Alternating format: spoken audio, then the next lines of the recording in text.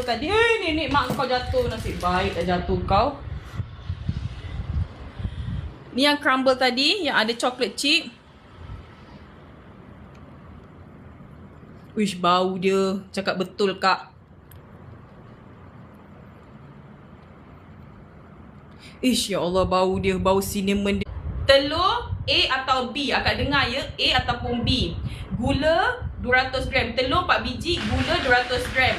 Garam dan juga perisa pisang 1 sudu kecil. Okey. Garam. Akak telur kena 4 biji saiz A ataupun B. Kalau akak tak ada A ataupun B, akak cari juga. Kalau nak, gula dia laju sangat saya cakap, 200 gram.